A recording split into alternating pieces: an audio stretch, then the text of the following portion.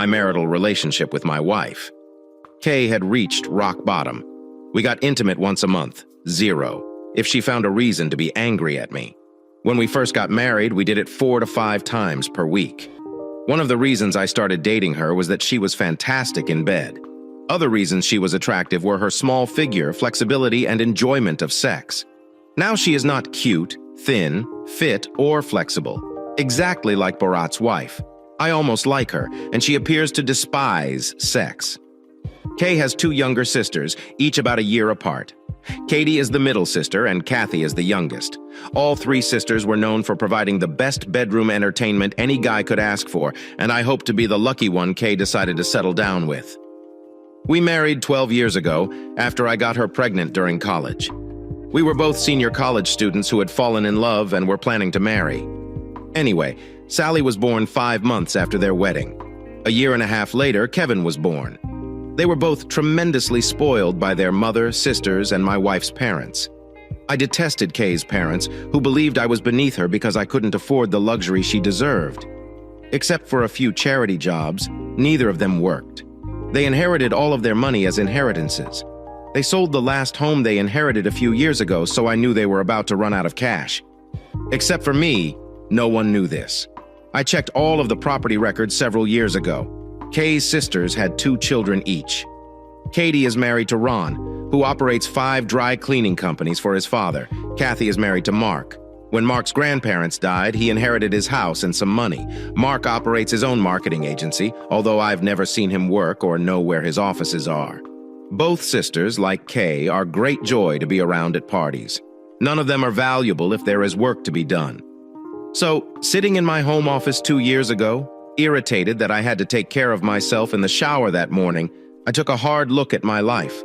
Almost little sex, a shrewish, lethargic wife who does not work, and 2 children who have little regard for me and sound exactly like their mother.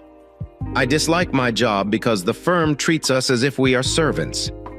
Kay insisted on a house near her parents, where it snows for several months of the year. I grew up in the South and despised the cold. A 10-year-old car that was my wife's while college till she destroyed it. I swapped in my car and purchased a new one, all because I cannot wait for my car to be repaired. Payments for Kay's new automobile, which I am not permitted to drive unless I want verbal abuse and no sex from her. House payments are too large. I need to reside near my family. Payments for a small pedigree dog who would die without medication due to the breed's inbreeding. Payments for a maid twice a week because my wife informed me 10 years ago that housekeeping made her too exhausted to have sex. The slight increase in sex lasted around 2 months, but the maid is still present. Payments for a clubhouse and spa membership so that my wife may socialize with her friends and sisters. I don't play golf and have never gone to the spa. Weekly payments for new clothing and hairstyles. She has social responsibilities to look beautiful for her friends and family, tennis payments, and lessons for both my children and herself. All 3 are terrible players who never play. If they could, both of the youngsters would be high all the time. Payments for 3 annual vacations per year, 1 in the winter with the entire family at her side skiing. So I've had to go. I don't snow ski because of a bad knee, and I despise the chilly weather in the spring when we stay in a major city, as the sisters prefer. So my wife and sisters can go shopping with all of the kids, and in the summer, I am not asked to a beach party because my wife and her sisters need to bond and unwind. Every year she spends Christmas and Thanksgiving at a family member's residence. My folks are retired and live in a bungalow on the beach in the South. Okay, the house is too small to visit. 1 wife, 2 children, 1 father-in-law, 1 mother-in-law, 2 sisters-in-law, 2 nephews, 2 nieces, and 2 brothers-in-law who openly mock me because I do not have any family inheritance, making our lives easier, workaholic work hours, and a wife and children who do not appreciate the time and effort I put in to make her and the children's lives comfortable. Finally, my wife is cheating on me. That's correct. Also, a cheating bitch of a lady. No, I did not discover this knowledge by chance. A few months ago, I reevaluated my life. I determined to find out if Kay was too content without having sex. Either she had lost interest or was getting it elsewhere, so I decided I needed a pastime. We live in the digital age. It is so simple to obtain spyware, recorders, cameras, storage, Bluetooth, Wi-Fi, and monitoring software. The first thing I did was place a recorder in my wife's car. I hooked it to the car's battery, so you practically have endless life. I installed a wireless Bluetooth station in the garage where she parks at home. When she parked in the garage, it would instantly download to my home computer. I then installed cameras in every area of the house except for the children. No way. The back patio, pool area, garage, side door, and front porch all download to my home computer right away, complete with small clocks, smoke alarms, lamps, and lights. Using some early footage, I immediately discovered my wife's phone code, which she was determined to keep hidden from me. Around 3 a.m., I accessed her phone and set up surveillance software. Now I could listen to all of her phone calls and any messages sent to her from the phone. I called my internet provider to upgrade my home internet service to business class. This allowed me to connect to my home computer from anywhere using my cell phone. 2 weeks later, in my home office after everyone had gone to bed, I listened to the wife's voice recording from her automobile. She asked if we might meet at my apartment on Thursday. 10 works for me. I can't wait to ride your heart. Me too, darling. Love you. To say that was a kick in the nuts is an understatement.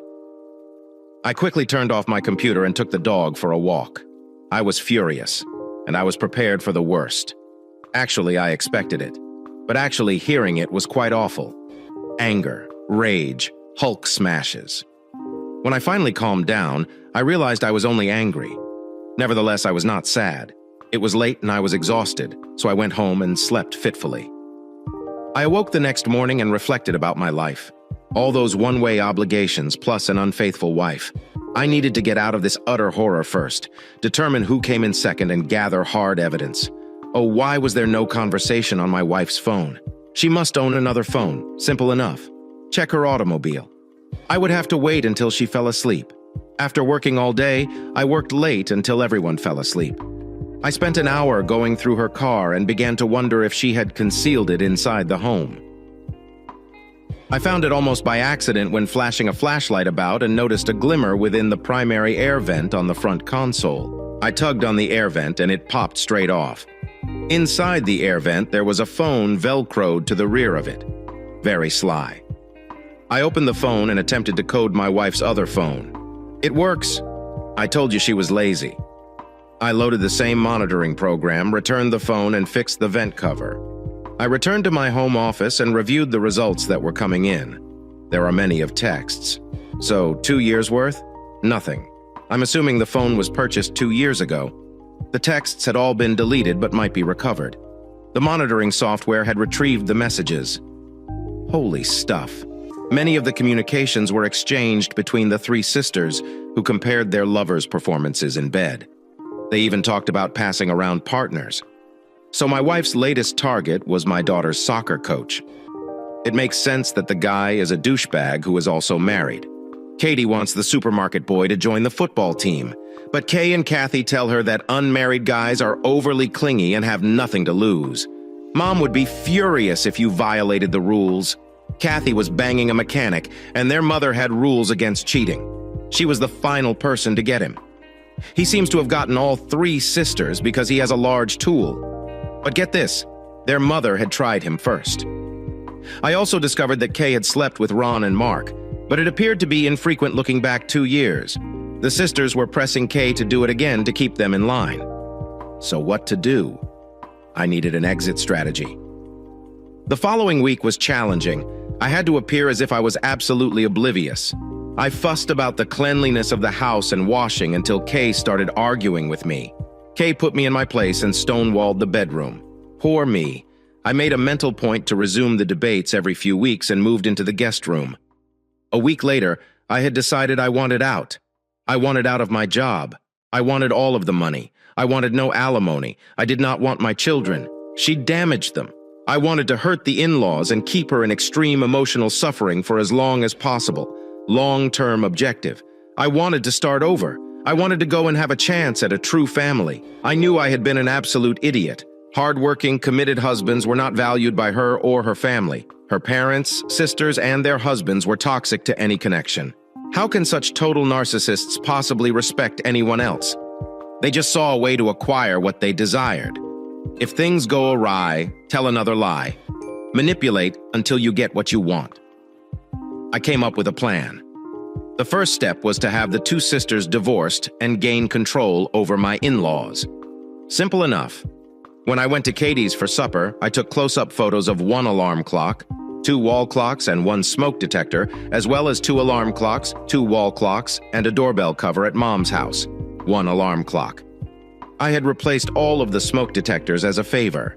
Anything to get Kay to stop complaining in the home about newer versions a year ago. The most difficult aspect was obtaining an identical duplicate for the doorbell cover. The item was old and a faded yellow. eBay is fantastic. After I installed the cameras in each, I hosted a pool party and invited everyone over. While everyone was swimming, I borrowed their house keys and installed monitoring software on everyone's phones based on my house recordings.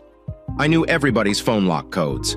During the party, foolish me accidentally dropped the 10-pound bag of ice on the ground.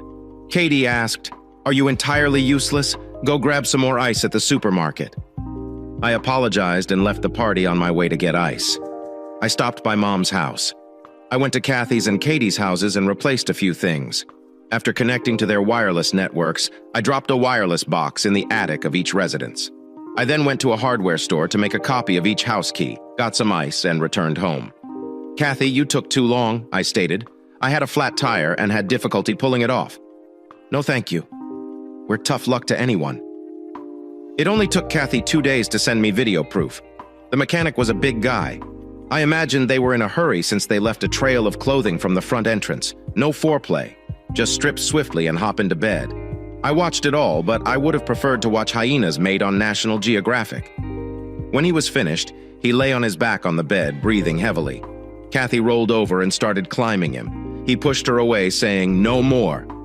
I had to leave before my wife becomes worried. Kathy remarked, "Apu, one more time before you go to the mechanic." She could desire some love tonight. She'll find out if I can't perform. He got up and took a fast shower. When he walked out dressed, he remarked, "Thank you, baby. See you next week."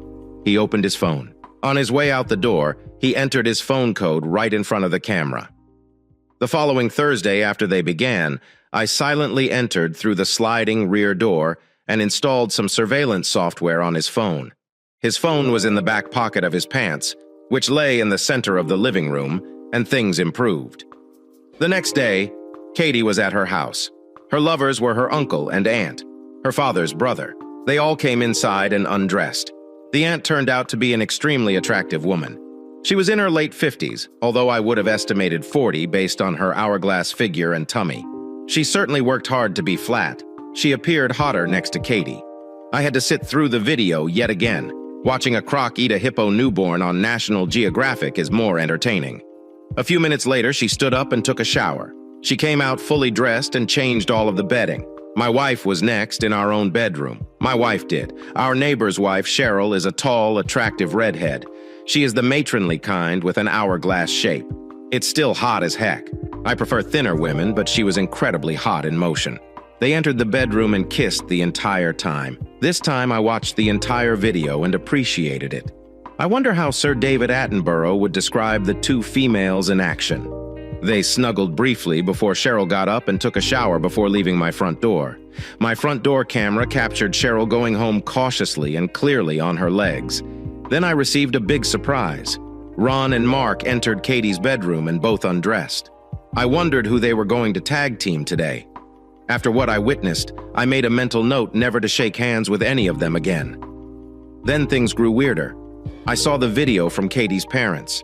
I scanned fast through the most of the morning and night. In the video, every time I saw them in the bedroom undressed, I jumped forward. I didn't want to watch any of them naked, but then I noticed Katie's uncle in the video. I ranted at regular speed in a very, very little window. In a nutshell, Katie's uncle screwed Katie's mother with his little tool as Katie's father watched in a chair next to the bed. It appears that viewing runs in the family. Both men were finished a few minutes later, but Kay's mother was still not done. She took out something that resembled an industrial jackhammer. She then turned it up high and started to pound on it. It sounded like it could knock the siding from the house. That was a lot easier than I anticipated, but Stranger. I wonder if I can get Morgan Freeman to do a monologue for these vids. So you're saying this was a legitimately obtained video?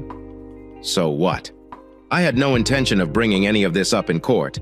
In reality, I wanted the person who saw this to want it to stay out of court. So I had to remove the video recorders before sending any of the recordings. I didn't want them to find any recorders, then locate the central storage and connect it to the internet. So I needed to get the video cameras that had captured the incriminating footage out of their separate homes. Simple enough. Another pool party, another drop bag of ice. Okay, nicely done, numbnuts. Katie, has he have any nuts? Kathy, aren't these in your purse? Kay. The women then snickered. Sally said to the girls, "Mom, why does he have to be so embarrassing all the time?" Ron, don't be scared to ask for help with anything this hefty. Next time, Mark, we'll get one of the girls to help you. Kevin G's father stepped up. They all laughed at me as Karen called for me to go get more ice from the supermarket. Katie's parents instructed me to hurry up. Their drinks were getting warm, which is typical of the group, but I had never had all 9 deride me at the same time. Now that I had a reason to leave the house, I retrieved the 3 alarm clocks while reinstalling the other cameras with a new bag of ice in the appropriate amount of time. So I shared the videos of Kathy and the mechanic to Kathy and Mark. Then I sent Katie, along with her aunt and uncle, to Katie and Ron. I included a message telling you not to tamper with another woman's husband. Did the excrement hit the fan? No. The sisters complained to the mother-in-law, who intervened and pulled me, for the sake of the children. It was only once. This was a mistake. She has never loved him, and she just loves you. The typical garbage. What eventually put an end to the divorce was when Mom individually informed each of her sons-in-law, "You have always been our favorite, and we intended to leave all of our inheritance to you and our daughter." Of course, each son-in-law believed he was the chosen one, so I had to give a push. I mailed Ron and Mark a copy of their playtime tape. This contained a statement stating that the video would be released if they did not divorce due to infidelity within a year. Also, I don't want any homewrecker to remain married after what she did in the final push. When Ron and Mark were complaining about their spouses to each other with me there, but no mention of the sisters cheating, I reminded them that our in-laws were virtually broke. I heard through the grapevine that they have a second mortgage on the home. There are no additional properties to sell, no savings in the bank, and no social security because they have never worked. My hobby helped me realize that these things were true. Ron and Mark sought for divorce on grounds of infidelity. They received the divorce papers within a week. They retained the same attorney. My mother-in-law and father-in-law were devastated, especially after 6 months, when the divorces were finalized and they learned how affluent Ron and Mark were. Ron appears to have been an employee for Dad, and Ron's father paid for the house in advance as a wedding gift for them to reside in. This means Dad's name appeared on the title. I suppose Ron and his father assumed Ron would ultimately own it. Anyway, once his father passed away, Ron is the sole child. Both of the vehicles were corporate automobiles. Ron appears to have lied about being a large business tycoon. He was only the manager of a few dry cleaners, working for his father and his young stepmother. Ron's father remarried a few years ago, following Ron's mother's marriage to a wealthier older guy. Mark was only slightly better off. He had inherited an inheritance and a trust fund from his grandfather. He assumed both would be off bounds in a divorce. Unfortunately for him, these were the household's sole sources of income. Therefore, they were considered shared income throughout the divorce. The divorce was unpleasant since they fought over every asset, so Mark and Kathy squandered all of their savings to pay off their lawyers. The trust fund was divided into roughly 1/3 for Mark and 2/3 for Kathy. It was not much. Everyone knew Mark and Kathy's house belonged to his parents. Originally, he told everyone that he had purchased it from them when they retired and relocated to a warmer climate. He had not. His parents still own it. My mother-in-law, father-in-law, and Kathy all begged with Mark's parents to allow their grandchildren to continue living in the enormous house for free. Mark's parents appear to have basically disowned him when they retired. Something regarding money. Just before Mark's wedding, he threatened to relocate to the town where they retired. So Mark's father made a pact with him when he got married. He could live in the house for free if he stayed out of their life permanently. Kathy's last chats with Mark's parents prompted Mark's father to contemplate letting them stay. But my outspoken mother-in-law's discussion changed that.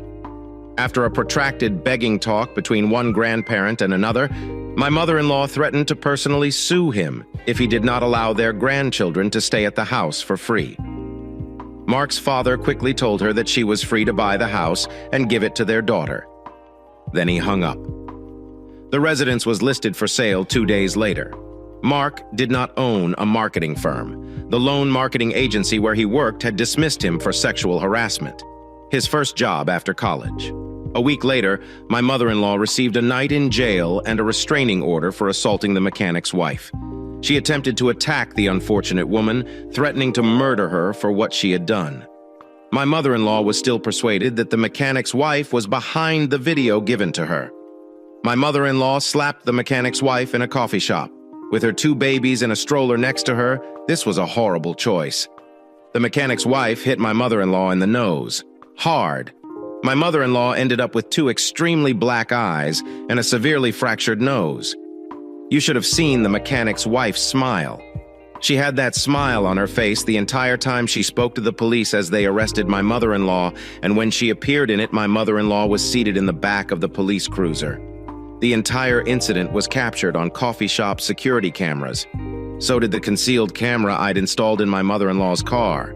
I swear the mechanic's wife could appear in the mirror while they calmed down and waited for the cops. The mechanic's wife questioned my mother-in-law about why she believed she had sent the recordings while suffering from a broken nose. My mother-in-law responded to the mechanic's wife with a disdainful gaze and a vengeful tone. He mentioned you were not excellent in bed.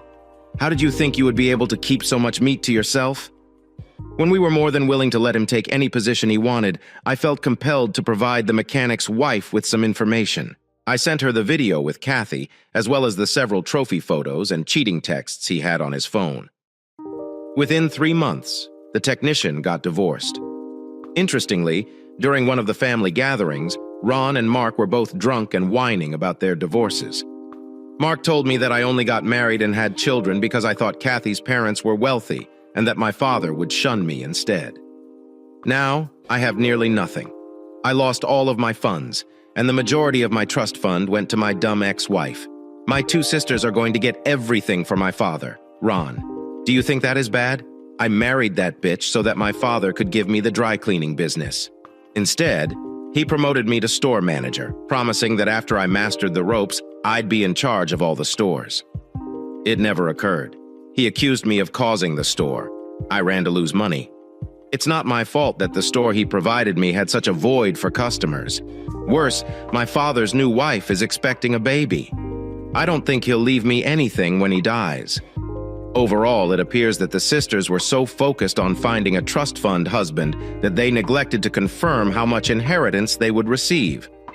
It appears that the wealthy posers deceived the gold diggers. Not everything that shines is gold. What is the best part? Both daughters and their children returned to live with their parents, and they disliked each other because of their mother-in-law. Do we really have to put up with those 2 shitheads and their obese, stupid loser children? Which was interesting since both sisters argued over who would be worse off, living with the old skank or the old tiny Moby Dick. So with the sisters' divorce, my little hobby was paying off. Things were a little better around the house, over the phone with her sisters. My wife genuinely commended me on being the main breadwinner among the 3 spouses. Of course, it lasted about 5 seconds until they declared all 3 of us losers. I happen to be the least loser of the 3 right now. They all thought it was amusing.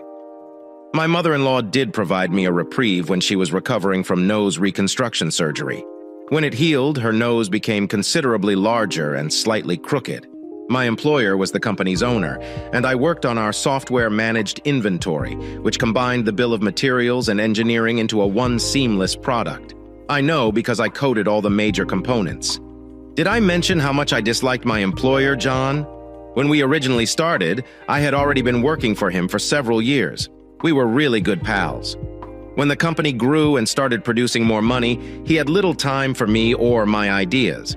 He became a ball-buster, just concerned in getting more money out of the firm. He was a pompous, self-centered jackass. Our yearly bonuses, which had begun at roughly $16,000 per person, were now less than $2,000. Between inflation, pitiful raises, diminishing bonuses, and soaring healthcare costs. The longer I worked there, the less I earned. My little surveillance pastime was going well, so I decided to expand into my boss's workplace, home, and the office secretary's apartment. His secretary's name was Sasha. The word around the office was that they were hammering after hours. I expected it to be more difficult to gain entry to their residences, but it was not. I was able to obtain a duplicate of Sasha's apartment key when she entered the main conference room for the weekly management meeting. I also received John's house key. She had one on her keyring labeled John. Once the recorders and monitoring software were placed on the office computers, I was able to determine that Sasha lived alone. Sasha's residence was simple. After a few photos and eBay purchases, she was set up with video and voice in her apartment, with the video watching her workstation. I knew her and John's phone access codes. She kept her phone in her purse at her desk during the meeting. John was often leaving his phone in the meeting room. Phone tracking software is finished. They did it every Thursday at her flat. I have video of everything. I and Sasha got along extremely well at work throughout the years. I was the only guy who wasn't terrified of John and didn't try to get into her pants. The few ladies that worked there were frigid to Sasha. Sasha dressed professionally for work. She often wore longer skirts that hit her legs, which matched her round face. I've always believed Sasha was overweight. When I saw the footage from her apartment, I realized that was entirely false. Sasha worked out many times a week, but her fitness attire consisted of leggings and an enormous t-shirt. Sasha was stunning and incredibly fit. Now that I knew, I realized that Sasha's style, particularly her weekend dresses and huge t-shirts, was intended to deflect unwelcome attention. She also always wore minimal makeup, which I admired in a woman. John was the 60-second man, so when they were intimate in a film, I simply needed to listen to the audio for a few minutes. After 4 weeks of observing everyone, I quit my job. I had created their program from the ground up and opted to create and sell an ad in a sales module that also featured predictive planning. I also knew John would ask for my assistance to accomplish his existing projects on schedule. In addition, one of the code's oldest sections has not been updated in several years. The source code became corrupted, and there were no backups. The missed backups would appear to be an unintentional oversight, which they were. My work activities remained consistent as I began my new career working from home.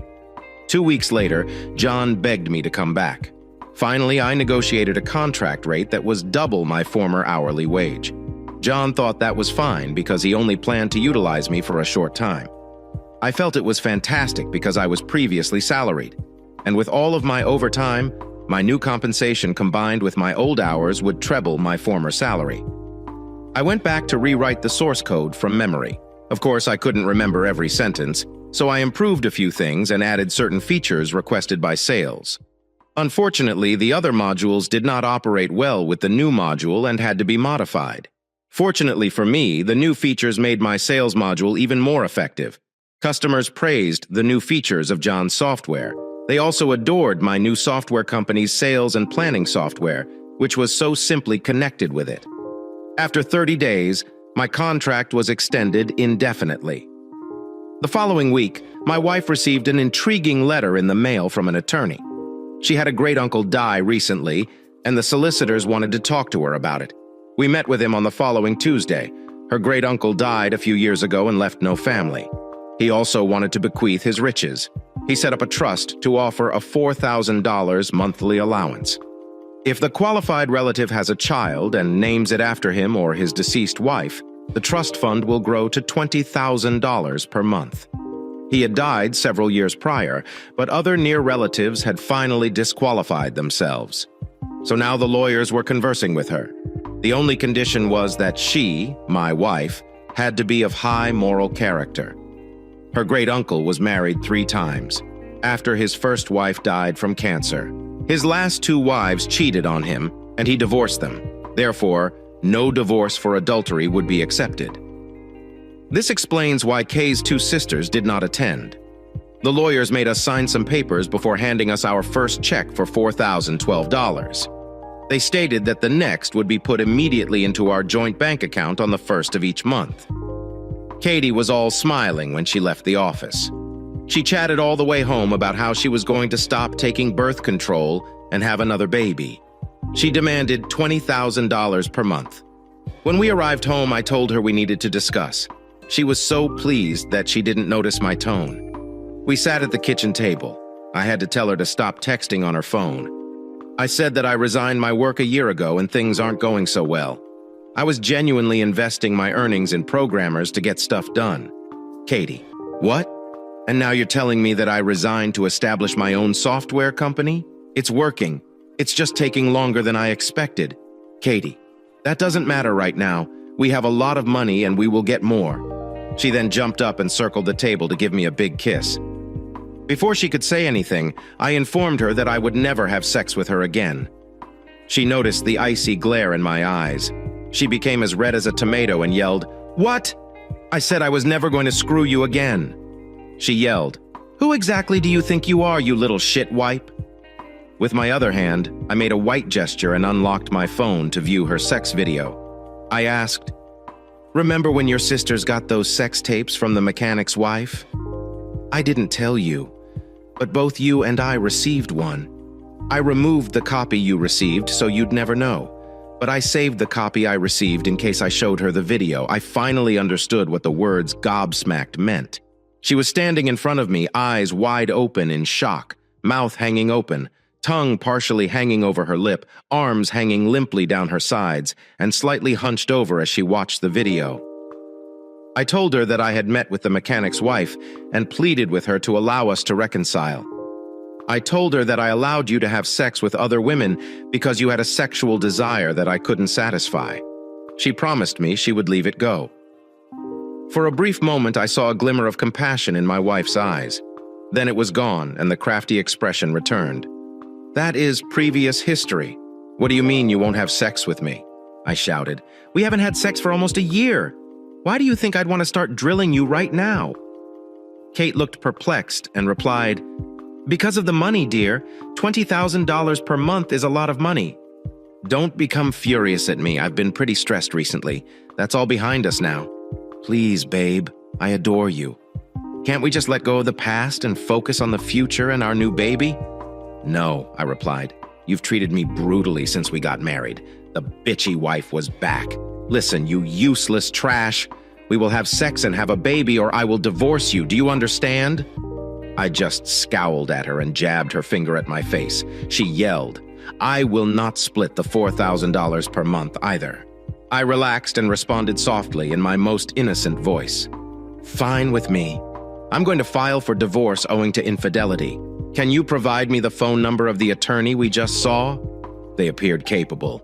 "I'm confident that I can get an excellent divorce attorney through their firm." Kay, to her credit, calmed down immediately. She instantly recognized I had an advantage. She returned to her seat and talked softly. "It was just intercourse with her. I do not love her. I only adore you. There is no reason for us to give up on the years we have spent together. Well, I'm just catching up on the new rules of our relationship, lying and cheating. This was a mistake. I adore you and want us to be the way we were. I agree with you, and I believe we should go up to our bedroom and have sex right now, okay?" I was excited because I knew you loved me. No, I lied. Have you seen where I looked? You looked me squarely in the eyes, and you got what I was saying. Isn't it interesting to observe it from the other side? Do not play with our love. If you ever truly loved me, you would strive to make things work. All right? You are correct. In the future, I plan to put more effort into our connection. I knew you loved me. Do you want to make things up to me in the bedroom? No, I am not going to have sex with you ever again, okay? Looking surprised. But you just claimed you'd work harder on our connection. Yes, I did. I was lying. I see how this has become easy for you to do. The more you practice, the easier it becomes. Okay. It looked like she was about to cry crocodile tears. I apologize. I am just kidding. Okay, making her pity me. Look, do you truly mean it? Not at all. I lied again. Wow. Lying makes it much easier to communicate with someone you trust. I've also been lying all these years. My parents are billionaires and we will never worry about money again. I will never leave you, and you will have an infinite allowance for the rest of your life. Okay? Is her lower lip hanging out? Not hilarious. Isn't it difficult to have a conversation with someone who will lie right in your face to achieve what they want? I apologized and promised I would never lie to you again. Will you stop lying to me? I'll stop lying to you. Okay? She paused and a tear ran down her cheek. I love you with all of my heart. Your children love you. My sisters and parents think you're the best husband in the world, I explained. I am not sure I believe you. They appeared impolite the other day. No, you understand that is not true. They were only kidding. In fact, let's throw a party this weekend to show you how much everyone loves you. That sounds like fun. Are Mark and Ron also going to be there? Sure. Will you be cool with your entire family spending Saturday afternoon together? Sure, honey. That would be excellent. You're not lying to me again. You know, having everyone around should be a very memorable event. Great. A large party for my darling spouse to demonstrate how much everyone adores him. She came around the table and hugged me while I remained seated. She even kissed the top of my head. Lucky me. I'd been sleeping in the guest room for more than a year. I also installed a deadbolt soon after I moved here. I always locked my room. Around 5 a.m., I was startled up by the sound of an alarm clock in the house. Shortly later, someone attempted to gain entry to my room by picking the simple door lock. The deadbolt worked. I suppose someone believed they could get into my bed early in the morning and take advantage of my morning wood. Kay contacted all of the family. Listening to the phone calls was amusing. Kay had to bribe her sisters by promising them a portion of her $4,000 to come over. Ron and Mark were easygoing. She promised them a threesome if they came and behaved well. Her parents did not like it until they learned about the $20,000 per month.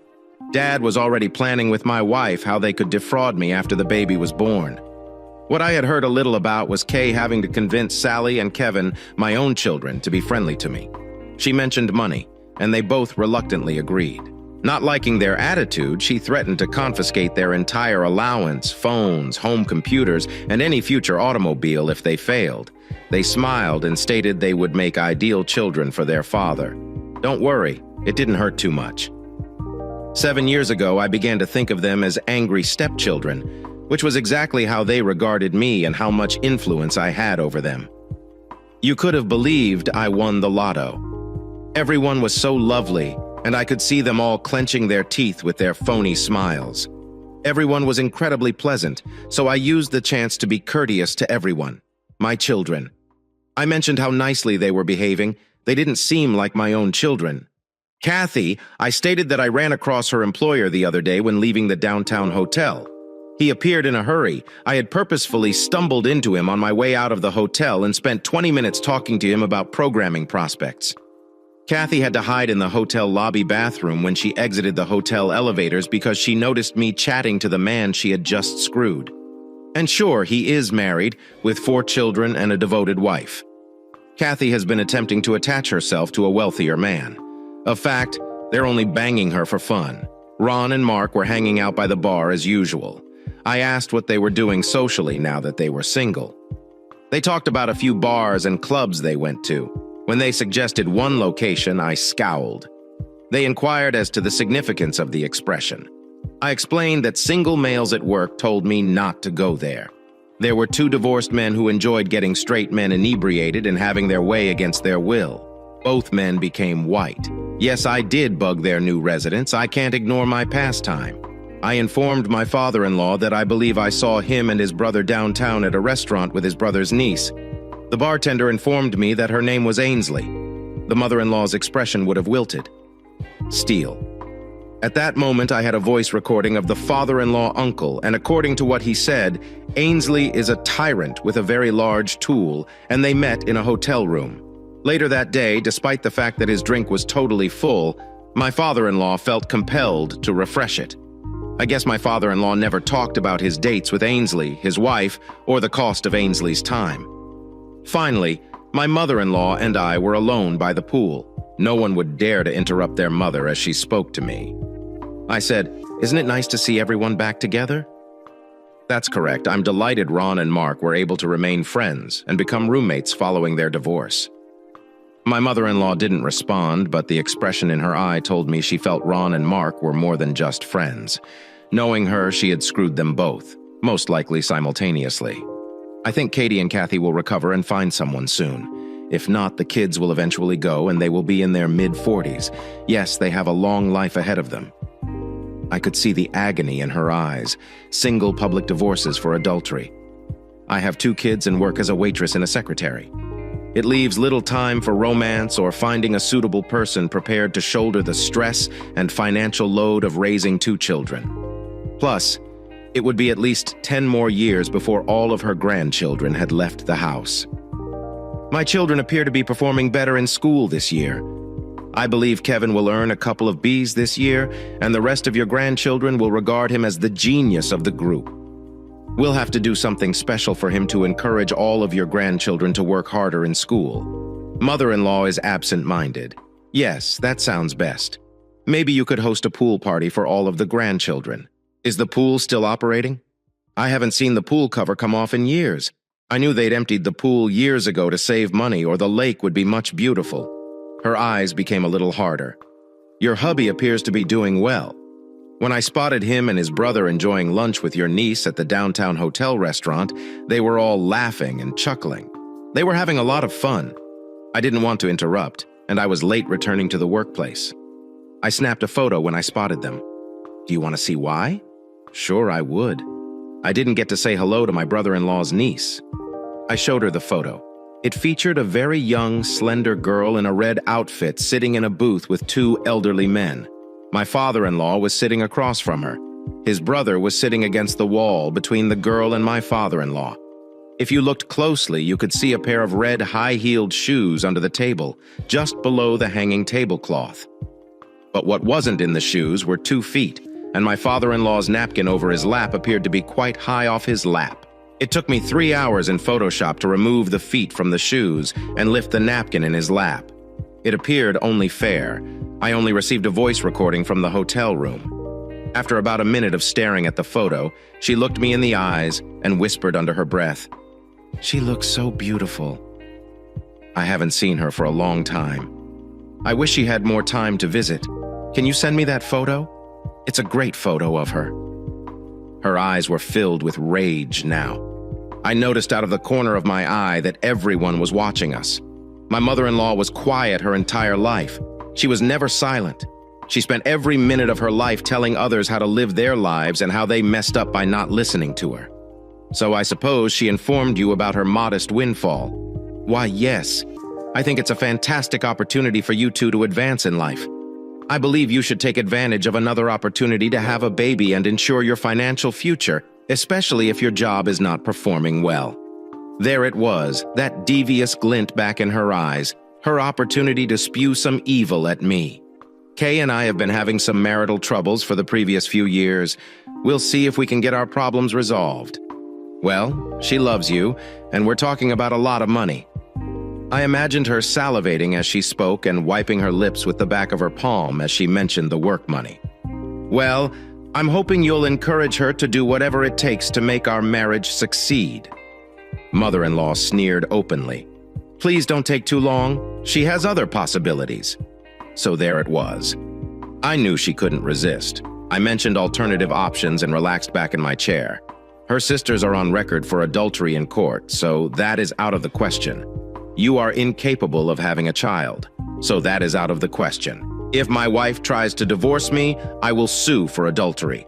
I have unequivocal proof of her indiscretions, so that is out of the question. If my wife becomes pregnant by someone else, a DNA test will instantly reveal that the kid is the product of infidelity, so that is out of the question. Of course, I was concerned that I would have an accident with so much money involved, so I hired an attorney and provided him all of the evidence of adultery in case I became ill, so that is out of the question.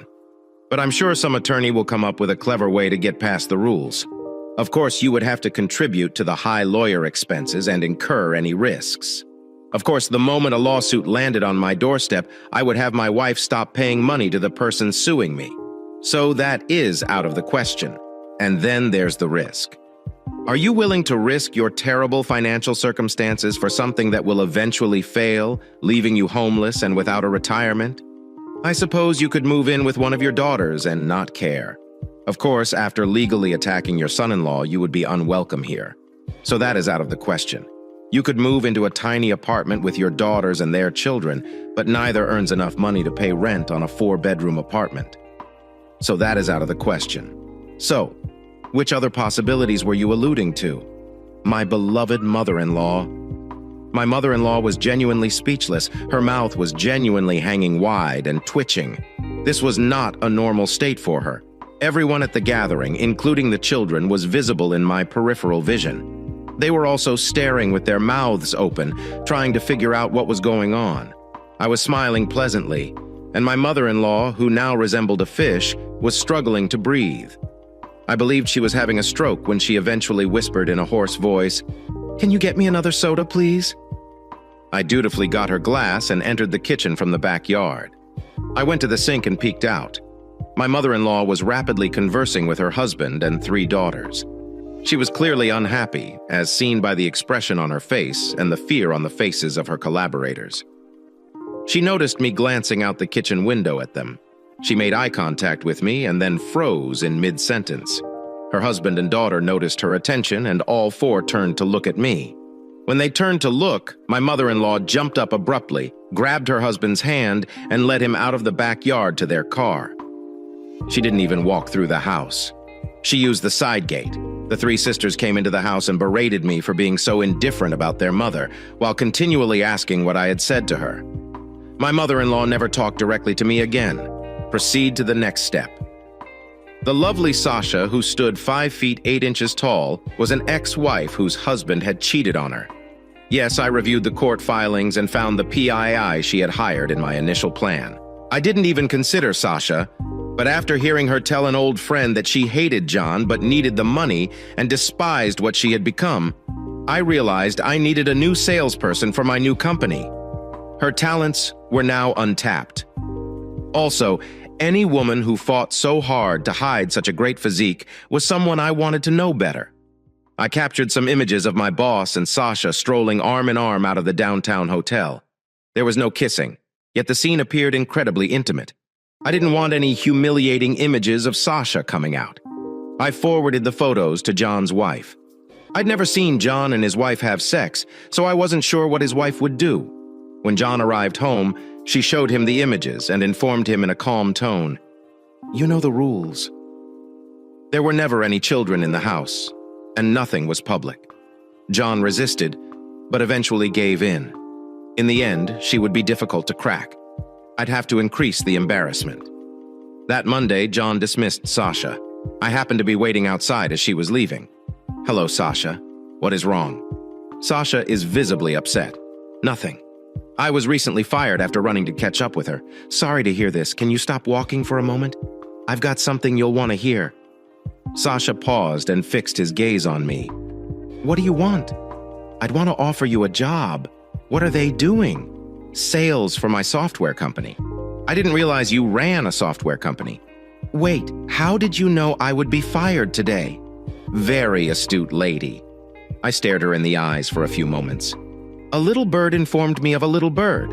Let's just say I'm keeping a careful eye on my present opponent and don't want to pass up an opportunity to acquire talent. You still work for John. Is he aware you were doing this?" "No, and I'd prefer to keep it that way." "How much?" "Same wage plus 20% extra. But you must pay for your own housing. I noticed your apartment listed in the books. I do not want you to think there are any strings attached. Okay? Deal. When do I start?" I smiled and told her, "You're already on the clock. I'll get my car and pick you up. Go around the corner so shithead cannot see you. Get in my automobile from his workplace. I'm sure he's watching right now." I moved away, and when I looked back, she was looking up at John's office and giving him the 1-finger salute. I picked up Sasha around the corner and took him back to my office. On the way, I gave her an update on my marriage. When I informed Sasha that I hadn't had sex with my wife in 2 years, she questioned if I was kidding, not since I discovered she was cheating on me. I then told Sasha that I wasn't going to be married to her for much longer and that all I needed was Kay's aid to get the company from John. I informed her that my wife had no idea I knew about her adultery or what I planned to do with John, so please keep it a secret. She grinned pleasantly. Damn, I could melt in those brown eyes. Katie greeted Sasha and me as we entered the front door. Katie let out a growl. "Who is this? This is my new director of sales and marketing. She will work with me outside of the workplace for the time being. Are there any problems, Katie?" "No difficulties." I had to nudge Sasha to get her moving. It appears that being the head of sales and marketing was not what she expected. I put Sasha in a desk next to mine. I had purchased the desk 4 weeks earlier. We spent the remainder of the day discussing my new software with Sasha. Sasha was familiar with the previous software and was astounded at how much easier and faster my new software functioned. She appeared quite impressed with the sales module, which I had essentially redesigned over the prior 2 years, utilizing low-cost programming, labor, and countless hours on my side. Hey, when a guy isn't getting any, he needs to channel his energies into something. Being newer meant it was 10 times faster, smaller, and more intuitive. It included all of the new features that John believed would be too expensive to install. I assigned Sasha 3 leads who were already using my sales software to do a demo of my key new software. After a few hours, Sasha had appointments for the following week before heading home. I told her I was going to have a talk with Kelly in the kitchen, and I wanted her to listen in. I could need your help tonight. I left the office door totally open and summoned Kay to the kitchen for a, "We need to talk, okay? I am not going to have sex with you, but we are getting along great. Okay? I want you and your sisters to screw a guy." "What? My sisters and I aren't hookers. You know who to screw. What if I promise to grant you a divorce if you do as I ask? So you may marry someone else and have a legitimate child, and you'll let me divorce without adultery?" "Yep, okay." With a large smile. "Who do I need to screw?"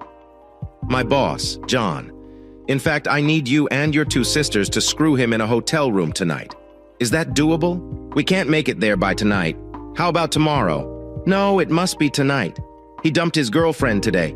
And knowing him, he'll be seeking to break in his next girlfriend swiftly." "Okay, I understand. But who will watch the children?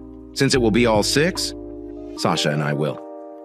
Kay began to say something about Sasha, but she stopped when I retrieved an expensive new purse from under the table. "I've got a present for you." I laid the purse on the table and pointed to a few of the black buttons. I informed her there were cameras on both sides of the purse, and all she had to do was make sure there was nothing between the purse and action. "Katie, I am not sure I am okay being taped. I've got weeks of video of you screwing different guys. The single tape of you banging Ron and Mark lasted over 2 hours. I have days of film of you screwing Cheryl in either our or her beds. Do not tell me you are shy now, Katie," with a melancholy expression. "You have videos of Ron, Mark, and me with Cheryl. Yup, and many more. If I do this, will you destroy all of the recordings?" "Absolutely. Do it for me. And all of that is gone." "Okay." They smiled again. "Okay, let us do this." Kay called her sisters to explain what they were going to do and why both sisters and their children were gone in less than 20 minutes.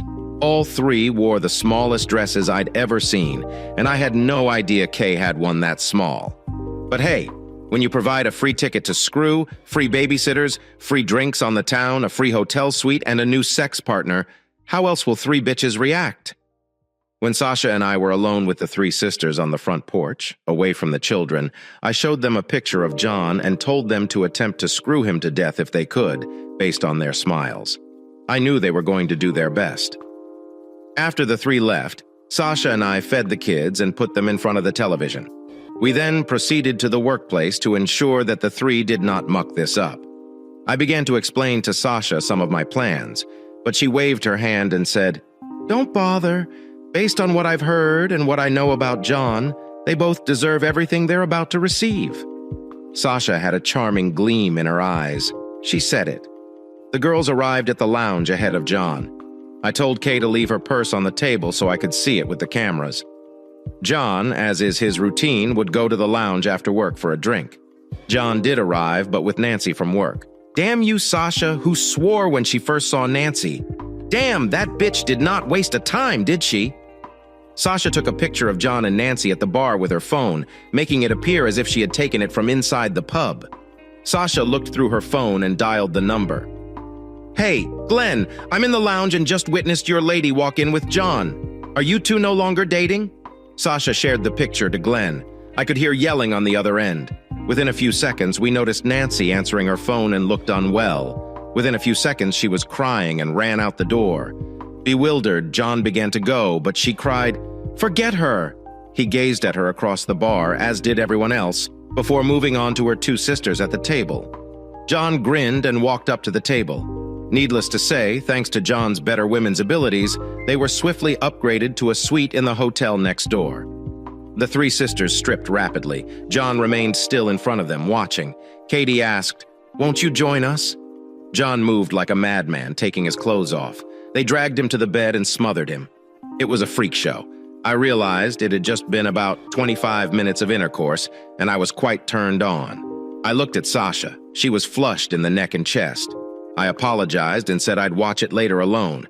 Sasha glanced at me, then sprang up and hurried out of the room. I feared I'd offended her. I heard her dash through the house and then halt. I was about to get up to talk to her when she walked back in and locked the office door.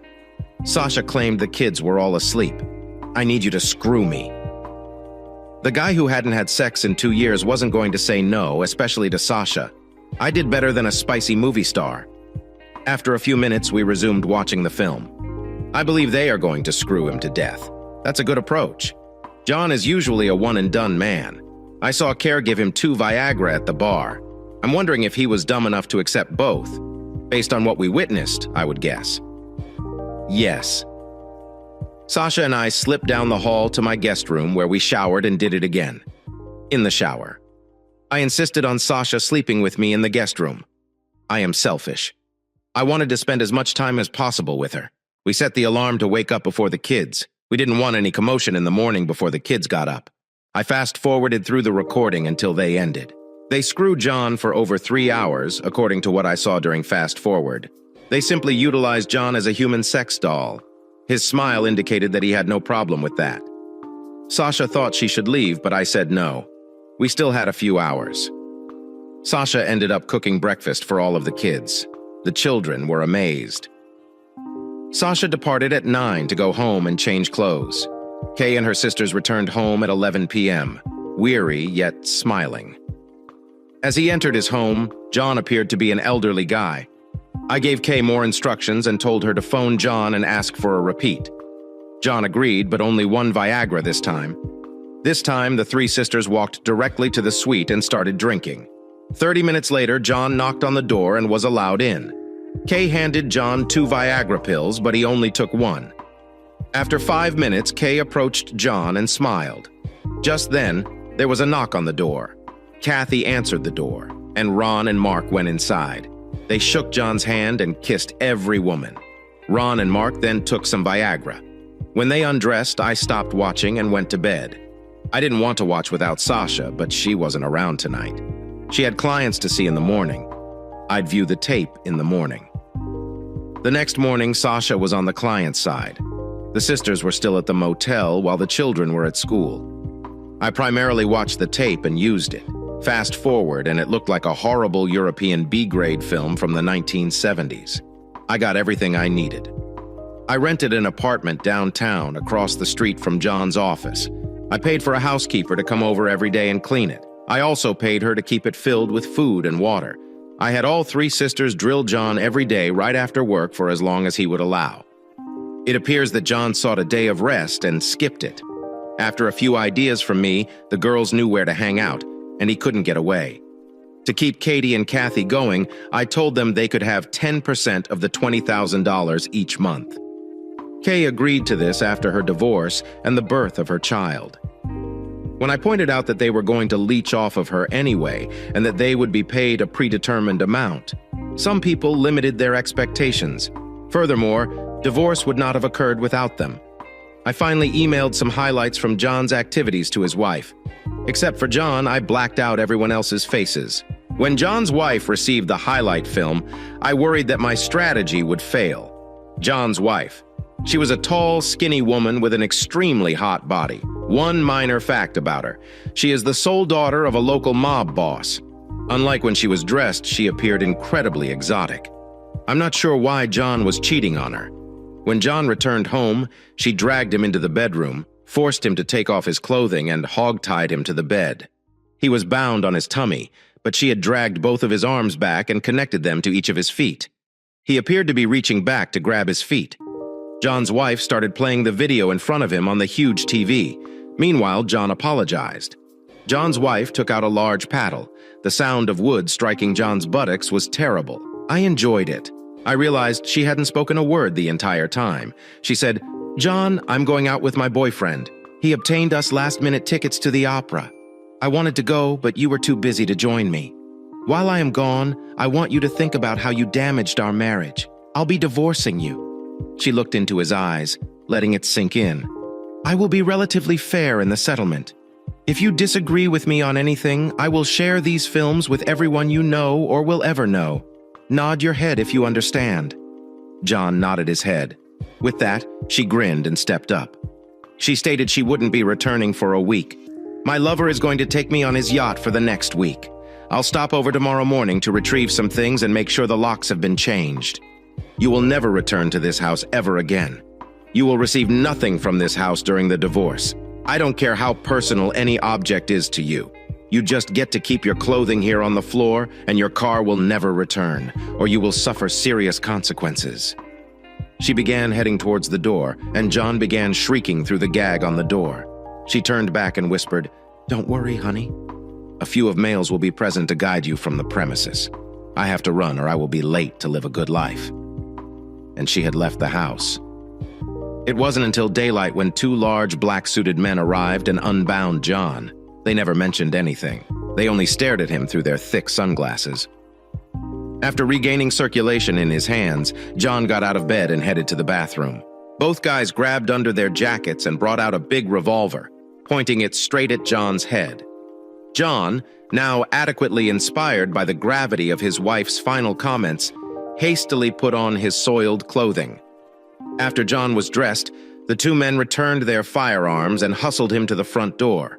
The men stood in front of the home waiting for John to drive away in his car. John's wife filed the same day. John was upset, but his sisters kept him busy. In fact, John began staying at the flat, making it simpler for the sisters to control him when they noticed his purple, but they all laughed at him. Katie then screamed at him, "How dare you play with someone else without my permission?" Katie chained him to the back of a love seat and paddled him till he was in tears. In preparation for their impending divorce, John's wife froze all of their accounts and assets. John eventually ran out of money to pay his employees. He had lost 25% of his business to a new competitor, resulting in reduced cash flow. I called 3 important personnel at John's company and informed them that I had heard he would not be making payroll. I inquired if they wanted to come to work for me. None of them responded yes, but I left it open, which ended within a few days. John went past his house and attempted to enter the garage, but it was shut tightly. I texted John, stating, "I only told you about your clothes and car." I knew he believed his wife was behind the leaked footage. I secretly sent John's entire mail review with Ron and Mark to a well-known salesman for one of the competitors. Within a week, everyone who knew about John's company had watched the film. All 3 major persons called to see if the deal was still available. I employed all 3. And despite John's tarnished reputation and his company's financial concerns due to his imminent divorce, I was able to acquire 90% of his company's clients within the next 60 days, which coincided with John's divorce being final. 2 days later, John's company dissolved, leaving me as the single owner of my own booming business. I also had a divorce to resolve. I filed for uncontested divorce. I paid to expedite everything. I gave Kay the house. She had no idea I had taken out a second mortgage on it to fund my startup. Half of our joint account was $8,000 per car, with nothing else. K1 owned half of my company. I informed her that it wasn't worth anything on paper yet, but I could modify the divorce papers to adultery. She shut up, signed the papers, and grinned. I could see her thinking, $20,000 per month, here I come. We got divorced 60 days later. I was a free guy. Kay married the big tool mechanic the day after we got divorced. I believe she assumed she was going to be wealthy and wanted to hold her big meat every night. Kay spent all of the money I gave her. $8,000 from the monthly trust fund deposit for 2 months and $20,000 from her parents on her wedding. No issue. Kay was going to get rich soon and repay her parents. He got her pregnant just before, during, or after the wedding. People told me they heard them screwing at the back of the church just before the wedding, as well as in the limo on the way to the airport. Kay and her mother visited the trust money 3 months after their wedding. Lawyers for 2 reasons. First, to determine when the $20,000 per month would begin. 2, the $4,000 hadn't been deposited for the month yet. The lawyer informed them that the trust funds had been removed. Another contender has already fulfilled the standards and would receive the funding. The police were called in, and the lawyers demanded payment for the damage done to their conference room and offices. The audio of the confrontation was funny. Weeks later, Kay arrived to my place wearing a short red dress and no undergarments. I insisted she stay on the front porch. She informed me that she was going to reopen our divorce settlement since she received less than she desired. I told her that I wasn't a piggy bank. It had been 4 months since the divorce became final. The judge's decision was final, and she had already married another man. She then explained how we could get back together if I wanted. She then lowered her dress to reveal her tits and pregnant belly, asking whether I missed her. I grinned, brought out my camera, and snapped a photo of her. She grinned and posed. I then asked her if her new husband would like to view this image of her with his wedding ring on her finger. I then slammed the door closed. She screamed at me and banged on the door for several minutes. Then she began crying and asked me not to send the photo. I told her I would not send it if she went away and never returned. Her final words were, "I am sorry I ruined our beautiful marriage. I wish you'd been enough for me. Our lovely marriage is satisfactory to her." Someone was the captain of the ship. SS Delusional and Davy Jones had embraced it many years before. Eventually, I gave up my hobby entirely, including destroying all of the recordings. Following the closure of his company, John went missing. Seriously, gone. The last location his phone provided was in San Francisco's Castro neighborhood. John's wife traded up. The man she remarried was 5 years younger than John, but older than her, and he was the CEO of a growing company. He appeared to care for her, but he clearly desired her blue blood. They even have 3 children together. My 2 children graduated from high school and took dead-end careers. It's no surprise that they both requested me to hire them. I told them that if they became programmers, they should call me. Ron and Mark actually did fairly well. Their small video with John gained them prominence, and they became movie stars, if you catch my drift. Ron and Mark became acquainted with a successful businessman who ran a chain of stores. The man was older and was considering retiring, but he didn't have any children to leave it to. Katie definitely got better. Cheryl divorced her spouse. I have nothing to do with this. Katie and Cheryl married after reaching an agreement together. They both seemed really happy together. I felt sad for any guy who was stupid enough to go home with them too, as their parents had lost their one asset, their home. They used it as collateral for Kay's marriage. They sold the trust fund money after it fell through. They divorced and divided what they had left. My ex-father-in-law moved in with his brother, Miss Ainsley. The niece moved in soon after. My ex-mother-in-law moved to a state-owned retirement facility. She was so difficult that she is now constantly on happy pills, and she usually mumbles and smiles. Kay remained married for approximately a year. Kay lost her house, and when the little equity she had from it ran out, the mechanic left her. Kay works as a waitress and lives in a trailer with her sick dog while raising the mechanic's kit. Kay also preserved a pair of gigantic jackhammers from the residence, which he used frequently. Did you think I'd let those who cheated on my wife, her sisters, and my ex-mother-in-law off the hook just because I promised Kay?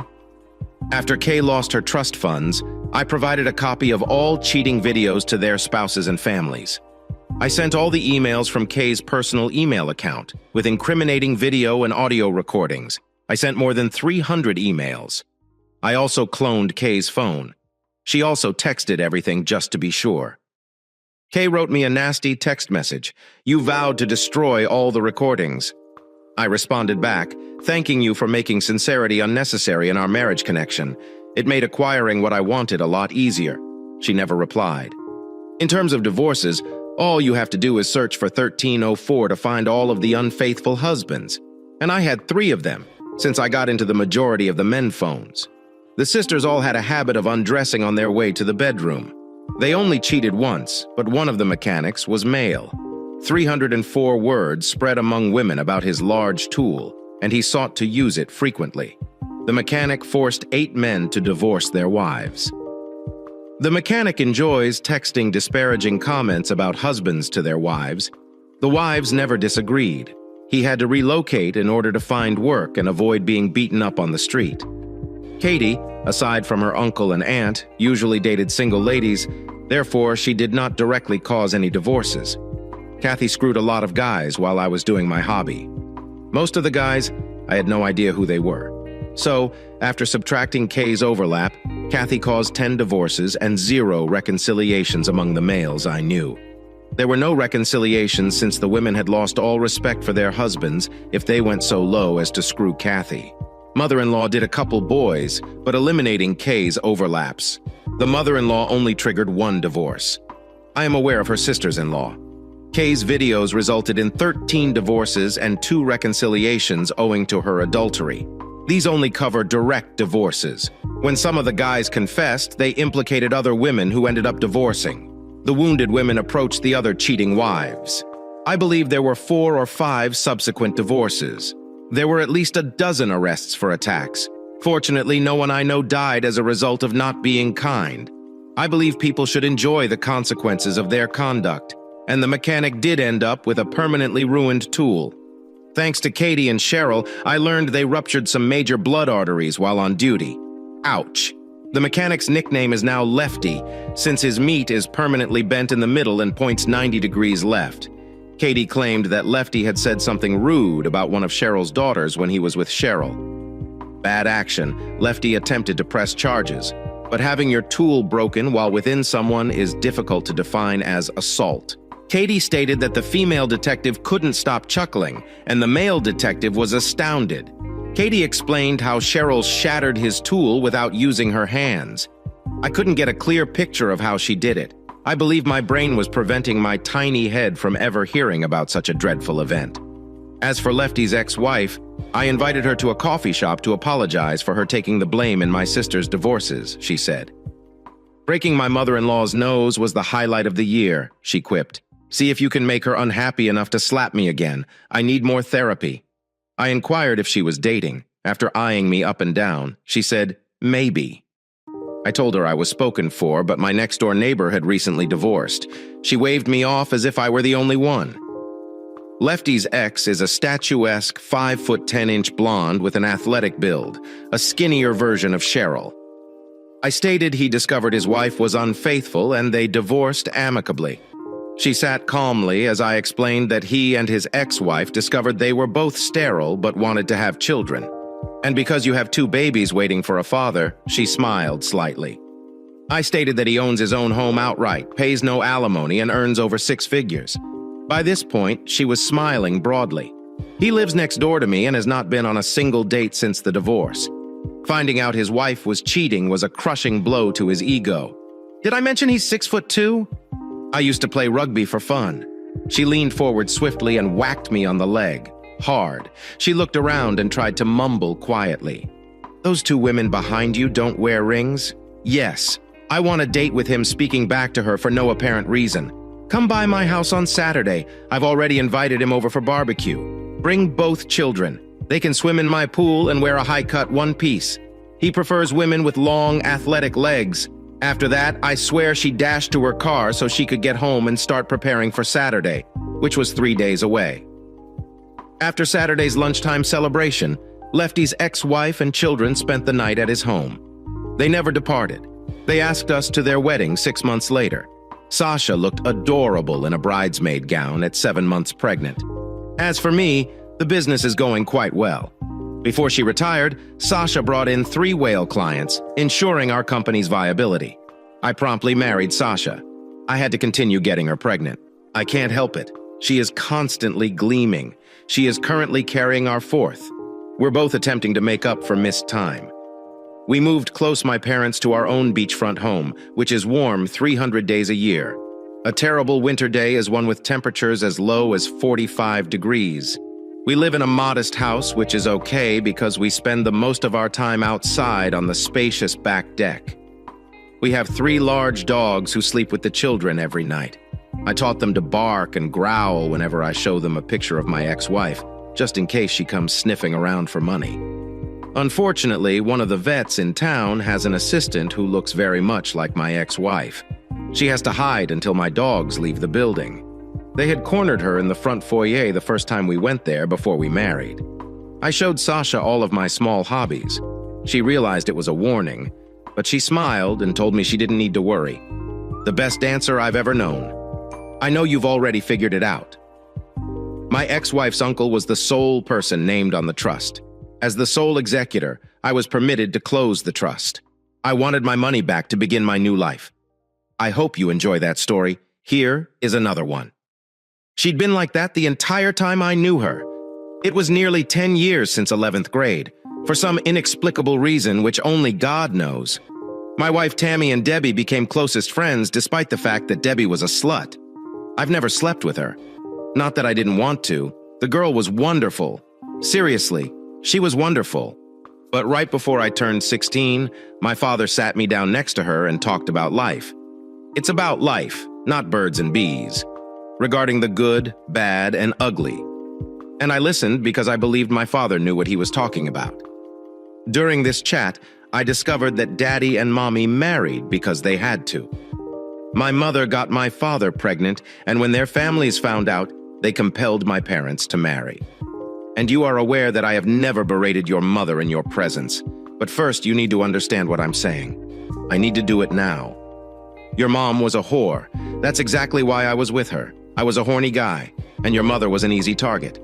I knew she was a slut, but I didn't mind because I was having sex when most men my age weren't. I wasn't thinking about having a steady partner, let alone getting married. I was solely thinking of ladies. Surprisingly, your mother stopped sleeping with other men once she started sleeping with me. So around 4 months after we started having pleasure, she told me she was pregnant, and I knew you were mine. I dropped out of college and her father enrolled me in Kelsey's Tool and Die program. I suppose I was a little naive. I assumed that once you married, your mom would become a housewife and mother. That is exactly what happened for a few years. But there's a phrase about whores today. Whore forever. And that saying was true when it came to your mother. It was 3 years after we got married, and I was working my shift. I was machining a billet on the lathe when it broke, and a splinter struck my hand. They transported me to the hospital where they removed the splinter and sewed up my arm before sending me home. I walked into the house and discovered your mother in bed with one of my so-called pals. He sprang out of bed, grabbed his pants, and leaped through the bedroom window. There was a great deal of crying and begging. She went out with your Aunt Ruth and a couple of pals, and they drank a lot. I let her convince me that he took advantage of her while she was inebriated. We made up, but 6 months later I caught her again. There was the same begging and pleading as before, but this time I kicked her out of the house. Then both families turned on me, so I gave up and took her back. A year later I caught her again and continued to throw her out. Both families began pressuring me to take her back. That time I summoned the fortitude to tell them that she would not be returning to my life, and if they didn't stop talking, she would be out of my life. 2. 3 months later, she left town with a man she met at a bar. A year later, I divorced her because she left me. A few years later, I learned that she died of AIDS somewhere in Nevada. I always told you she died from cancer, because I didn't believe you should know the truth about your mother while you were so little. I mean, you've reached a stage in your life where your hormones are out of control. Learn from your father. If a girl is too easy to obtain, you should avoid her. If a girl is too easy to obtain, get as far away from here as possible. Let some poor schmuck wreck his life for her. I listened to what my father said and took it seriously. I ignored part of it, and I did fall in love with a girl who was easy, but I always wore a rubber band to keep from becoming sick and not becoming a father. That's exactly what I did until Fred Ingram had to marry Barb Beeler as part of the rubber band tour. After that, the easy girl became a taboo for me, and that's why I never had a hot Debbie. Why are we having this conversation? To set the scene. Debbie was seated on the couch in my living room. Tammy had spent the night at her ailing mother's house and would not return home until Saturday morning, when her father returned from his business trip. Tammy left, and Debbie sat on my couch attempting to seduce me. Why would I think this? Let us call it an educated guess. An assumption based on the fact that she was sitting across from me on the couch, wearing a mini skirt, 10-inch heels, a low-cut top, and no bra, with her legs spread wide. And don't forget that Debbie was a whore as she babbled something meaningless. I mentally traveled back in time. Debbie had tried sleeping with me several times. We dated once or twice, and if it had happened before Fred rather than after, she would have succeeded.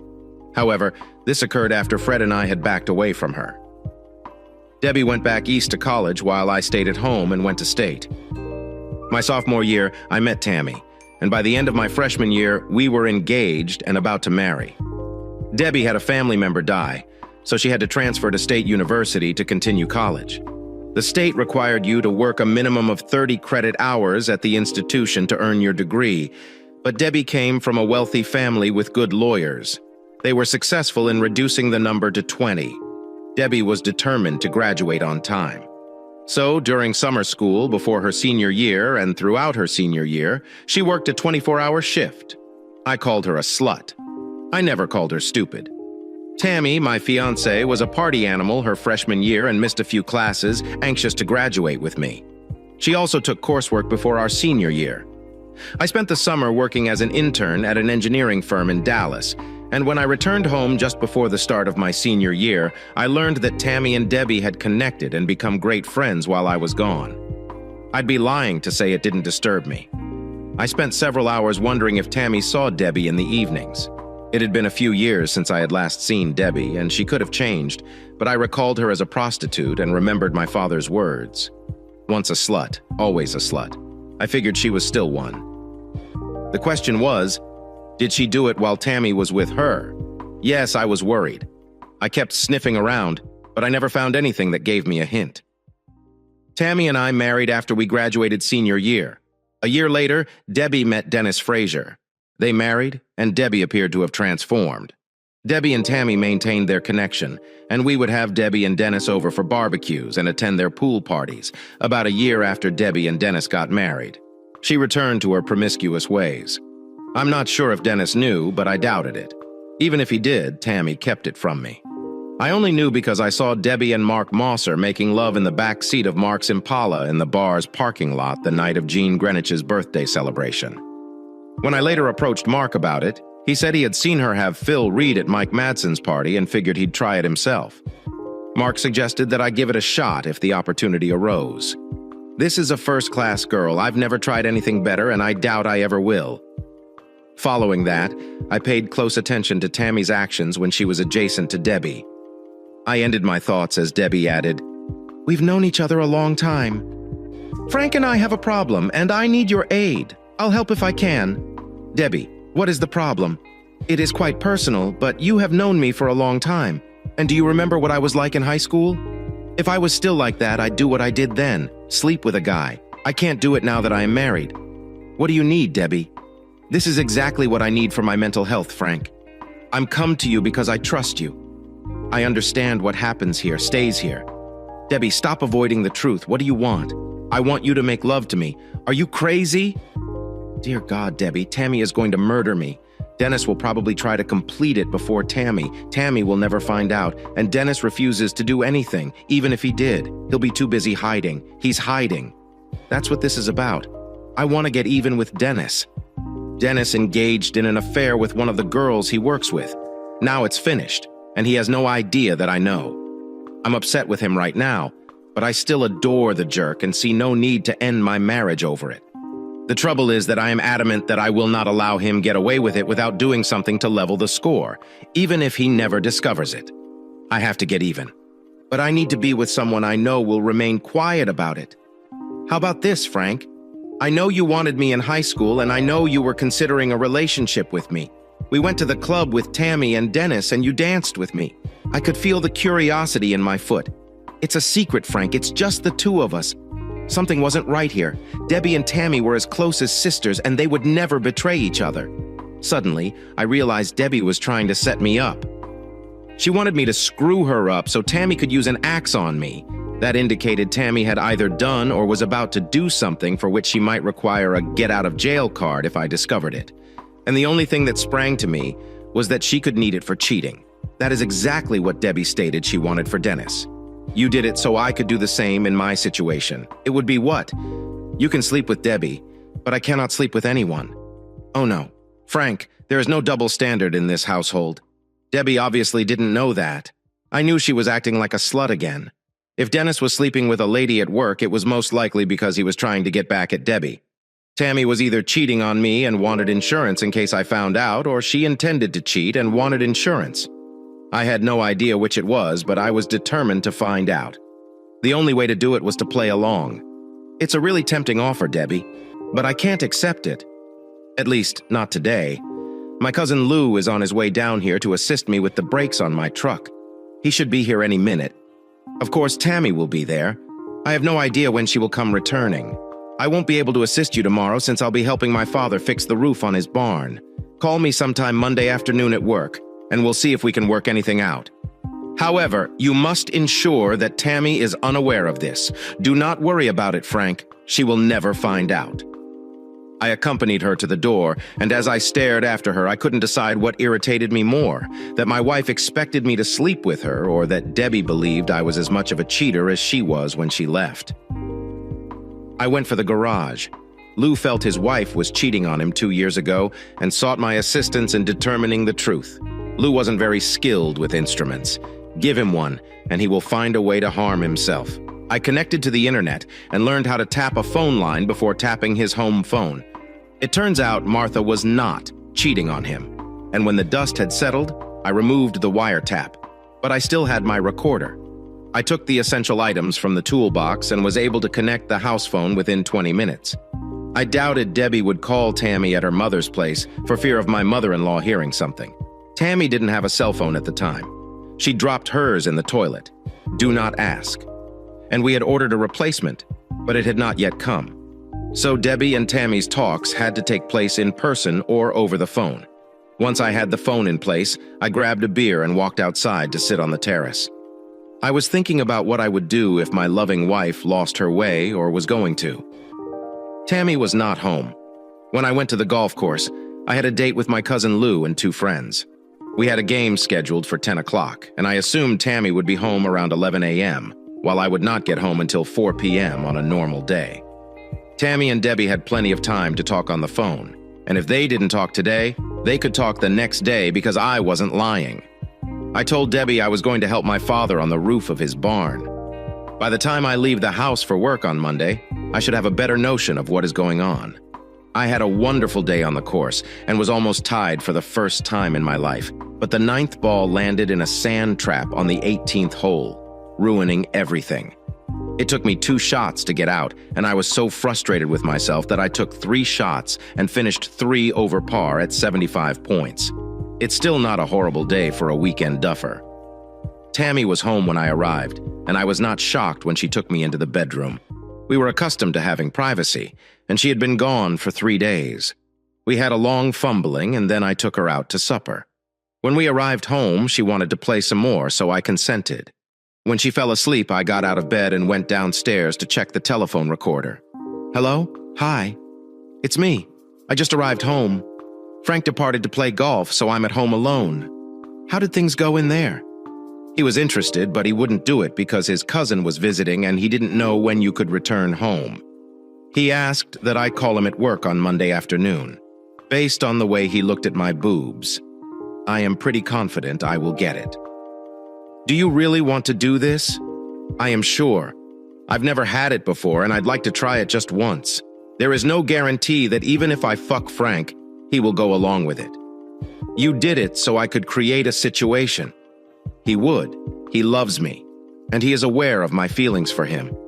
Things may not run smoothly for a while, but we'll be all right. He's your husband, so I believe you know him better than I do. But to be honest, I knew before he married that you would not agree to what you wanted. Tammy, I am not trying to persuade you out of it, but you have one hell of a guy. Are you certain you want to take this risk? It's going to be fine, Debbie. He will not find out. I just need insurance in case he finds out through a rare accident. Okay, sweetheart, but it's up to you. I tried to warn you. Hey, girl, this was your fault from the beginning. It is my fault. How do you calculate that? If you'd introduced me to a couple of lads before I married Frank, I wouldn't be as inquisitive about what another man is like. That is not fair, Tammy. I didn't know Dennis back then, until I met him. You had different boys than I did. Still, it is your fault. You should not have informed me how huge Dennis was. It is Dennis's fault, not mine. He liked you from the moment he met you. He kept pressing me to find a method to bring you two together. Ask Frank to do something. Dennis will receive his wish, and so will you. Call and let me know how Monday goes. Are you certain you want to wait? Frank indicated he would be gone all day Sunday to assist his father.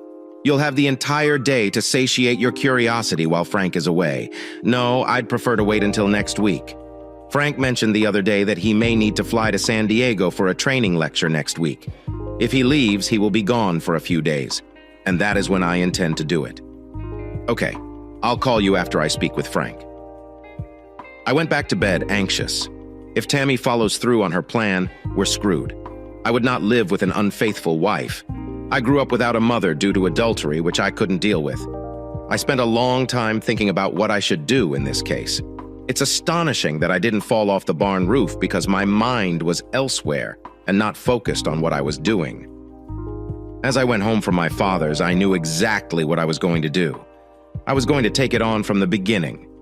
Tammy wanted to hook up before supper, so we did. And then while she was preparing dinner, I walked down to the basement to check the recorder. Tammy did not chat to Debbie, but she did speak with Dennis. Cell phone rings. Hello? Hello, sexy. You should not have phoned here, Dennis. What if Frank had responded? Debbie informed me that he would be gone all day. What if the plans changed? What if he's still here? He is not.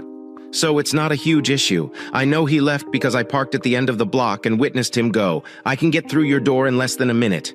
Dennis, no, that won't happen until next week. Come on, gorgeous lady. You know you want to feel my pulse 30 centimeters inside you. We can complete it tonight and next week. I told you no, Dennis.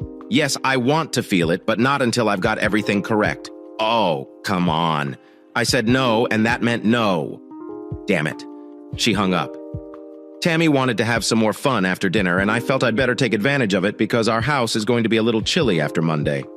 Monday was a hectic day at work, and I spent most of it on the road until lunchtime. Work is only a 10-minute walk away, so I took a brief lunchtime trip home. Mail is typically delivered between 9 and 10, and UPS and FedEx regularly deliver to our area in the morning. I was unfortunate since I had shipped Tammy a new phone, and the package was waiting on the porch. I grabbed it and went back to work. Tammy was not permitted to take personal calls at work, and without a cell phone, she could only interact with Debbie or via her home phone. I suppose Tammy might have stopped and used a payphone, but I couldn't see her discussing personal matters in a phone booth. Debbie contacted me at 2 o'clock, and after we exchanged greetings, I went right to the point. We are not going out, Debbie. I know your narrative about wanting to get even with Dennis is ridiculous, because I know you slept with Phil Reed during Madsen's birthday party, and I witnessed you sleeping with Mark Mosser in the back seat of his Impala. I know you've done a couple other things. I am not sure what game you are playing, but I will not be one of the players, so thank you for your offer. No, I guess she didn't take the rejection well because she hung up without saying anything else. I arrived home 10 minutes before Tammy, opened a bottle of Merlot, and was seated at the kitchen table with 2 glasses when she strolled in. She stepped in, noticed the atmosphere, and inquired, "What is the occasion?" "I just need to clear something up. Sit down and have a sip while I give you the story." She sat down and I explained that I had misled you. To be honest with you, I lied. I told you that my mother died of cancer when I was a child, but it was a lie. I said that because I felt ashamed of the reality. My mother did not die from cancer. She died from AIDS. I told Tammy what my father had told me and added, "I can't stand cheaters." Tammy, my mother cheated on my father, therefore I grew up without a mother. He forgiven her twice, but after the 3rd time, he kicked her out. My heart has no room for cheating. Why am I bringing it up now? Because I need to correct the record, so to speak. Debbie paid me a visit on Friday night, and I went on to detail what we discussed. It was all BS. Tammy, I am not sure if Dennis is cheating on her, but if he is, it is only to get even with her. I told Tammy what I knew about Debbie, Mark, Debbie, and Phil Reed, and then I revealed that Debbie was a slut in high school and still is. And that's when I understood the story she gave me was complete nonsense. It begs the question of why she would come here and say all that stuff to me. Tammy, I'm not foolish. I might not be the sharpest knife in the world, but I am not stupid. You and Debbie are as tight as thieves, and I don't think either of you would betray each other. From this, I can only conclude that you were aware of her visit. I wonder why you two would do such a thing. And I came to another unavoidable conclusion. You were setting me up. You wanted me to screw Debbie so you could blackmail me later. And the only reason I could see you wanting to do that was because you had done or were preparing to do something that you felt you would need to get out of jail. Free card for. This notion prompted me to consider what it could have been, which led to my third and last unavoidable conclusion. You have already cheated on me, or planned to. If I accepted Debbie's proposal and you cheated on me and I found out, you'd say something like, "You did it, so don't blame me for doing the same." That is not going to happen, Tammy. I am not living with a cheater. You're an adult woman and I can't tell you what you can or cannot do, but I can tell you what I will do if I discover you cheated on me. I'll dump you in the trash so quickly that your shadow will take a week to catch up. Tammy's face became increasingly red as I said. She was enraged and couldn't disguise it. "How dare you speak to me like that, may I, Tammy?" I asked to interrupt her. "I have already told you that I am not foolish. No amount of bluster and fury will change anything. I've communicated my position to you. What you do with that knowledge is entirely up to you. I'm heading to Bud's for a burger and a beer. You'll have some time alone to process what I've said and determine whether or not you want to live with me." I got out of the home and went to the pub. Damn, you guys didn't get it. Dennis was the first person I saw when I came inside Bud's. My instinct was to walk up to him and hit him in the face. But of course I couldn't do it. I couldn't ignore him because we were meant to be friends. I couldn't tell him I was following him since it would reveal that I had a method of gathering information, as well as the phone tapping. I gulped it and moved over to sit on the bar stool next to him. We chatted for a while. Hanging over the bar, watching the AVs versus Red Wings game on television. After a while, he paid for his drink and stood up to leave, claiming he needed to get home before Debbie became upset with him. He departed, and I wondered if Debbie would be upset with him because he couldn't help her, if he wound up screwing Tammy. I would do everything in my power to completely screw him and his balls. Around 10 o'clock, I felt that was enough for the day and returned home. When I arrived, Tammy had already gone to bed, so I walked down to the basement and checked the tapped phone. Cell phone rings. "Hello? Hello, girlfriend, this is bad news." When I called him, he ignored me. He understood my story was a lie because he knew I was sleeping with other men. It's far worse than that. He grasped why and warned me that if he discovered I was cheating, he would kick me out. So, what are you planning to do? Do not get caught. Are you certain that's wise? If he suspects anything, he'll be monitoring you closely from now on. How will he know? I'm always at your house regardless. The only people who will know are you, Dennis, and I, and we're not going to tell anyone about it. He'll keep a watch on me in the evenings while I'm out and check in on me when I'm not at home. But he won't suspect anything when I visit your residence, perhaps if I were with you, but not when I'm in your house. He would know I would not do anything. If Dennis was present, maybe. I understand he did not expect you to do anything while you were here. He doesn't realize the fox is defending the hen house. Are you certain you want to take this risk? You have an excellent marriage, and I know you adore this guy, and I have no doubt that he loves you. Are you certain you're willing to risk everything, just wondering about what a large boyfriend looks like? I wouldn't do it in any other situation, but there is no risk here. It is completely risk-free to do it at home. Frank will be aware that I am in your home, but he will not think of Dennis when Dennis is doing me. Frank will be seated and watching television, if he will think about me at all. It will just be you and me sitting at your kitchen table trading recipes or discussing other womanly topics. When you arrive home and he wants to make love to you, how are you going to explain your crappiness? That is precisely why I don't want to do it till next week. Frank will be in San Diego for 3 days, attending a lecture. He is departing Wednesday morning and will not return until late Friday or early Saturday, and my period should begin around Friday. This will give me plenty of time to get back to normal. I hate to keep bringing it up, but are you certain you want to risk your marriage simply to see what another man is like? If you're so concerned about my marriage, why did you tell me how huge Dennis was? You know how slutty I was before I married Frank. And you should have predicted how I would respond when I saw that massive piece of meat. This is entirely your fault, girl. You set it off by telling Dennis to fetch it and show it to me. I'm just surprised I didn't do it immediately. All fine, girlfriend. We'll do it next Wednesday. There was more, but I got the gist of it. And what I did pretty nearly destroyed my marriage. I removed the recorder from the phone line before going upstairs to the bedroom and turning on the light. Tammy was sleeping, but she awoke when I began opening and closing drawers, bringing out her belongings, and transferring them across the hall to the guest bedroom. She sat up and asked, "Frank, what are you doing? What are you doing with my clothing? Tammy, I'm evicting you. Are they evicting me? I am not going anywhere." "Oh, certainly, Tammy. You are relocating into a spare bedroom until you locate another place to reside. Maybe Debbie will let you move in with her and Dennis. Would you like that? Being able to be around him and such? Frank, are you out of your mind?" "No. I just found out that my wife is a whore." "How dare you speak to me like that?" "Tammy, take it easy. All I had to do was listen as you made preparations to cheat on me. Are you out of your mind?" "No. But you must have been insane if you believed you could get away with anything you were planned." I took the recorder out of my pocket and set it on the dresser. Pressing the play button caused her eyes to widen and the paint to peel away from her face as she listened to herself lay out her plan to cheat on me. I grabbed her arm, yanked her off the bed, grabbed the recorder, and led her to the guest bedroom.